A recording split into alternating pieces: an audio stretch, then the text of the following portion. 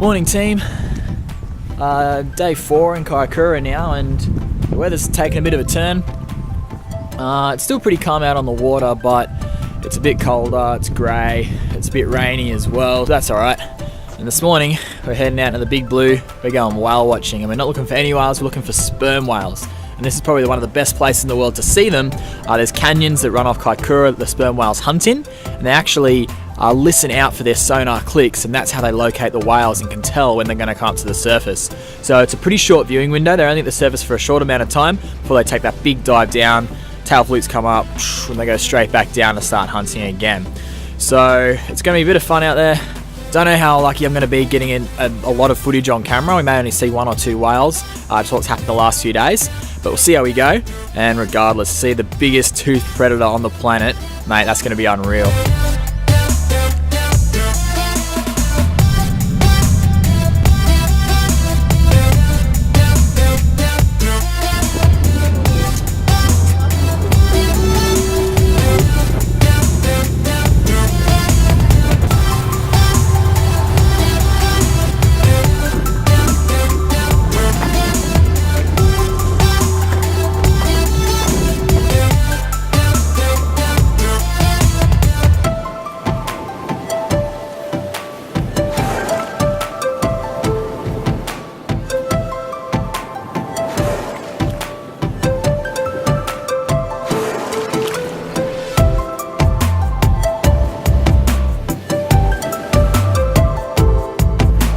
Sweet, so I just got back from whale watch, which was incredible. I've never seen animals that big before. Those sperm whales are absolutely huge. They can get to 60 tons and nearly 20 meters long. Like, it's just mind-boggling.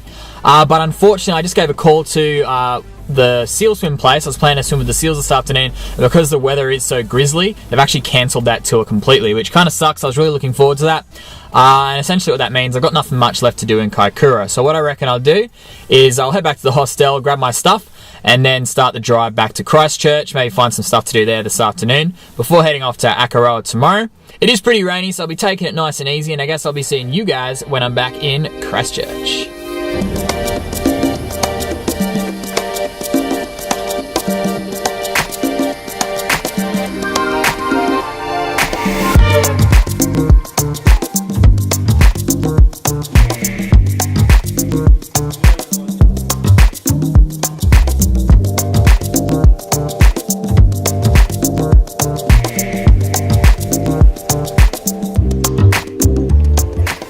Gonna give these guys all the pats.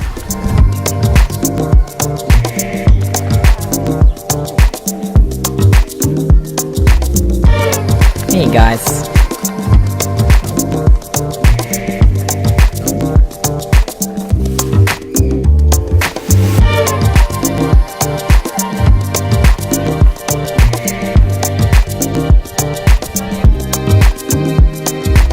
So because I'm in New Zealand for just such a short time, I'm not going to be able to see all the native species in their natural range. So I've come to Willowbank Wildlife Reserve just to check out a few of the native species I might miss out on. So I've seen Kiwi, a lot of birds starting with K actually. And one thing that's interesting about New Zealand is the amount of bird diversity they do have. New Zealand has very few native mammals, only some rodents, some bats, and of course the marine wildlife, but they really do have a land super diverse in birds. And you'll see a lot of the birds like the weka, the kiwi, takahe, they actually lost their ability to fly, essentially because they didn't need to anymore. You know, there wasn't anything out there to eat them until introduced land predators like ferrets, cats, stoats came over to the island, introduced by white men. And of course, that's such a familiar story. I've seen in Australia, introduced predators can do such major damage to these species. And as a result, many have become locally extinct in parts of New Zealand. There's actually many breeding programs, like here at Willowbank and many other zoos and sanctuaries throughout New Zealand, to hopefully release a lot of these animals back into their former range. Pretty cool.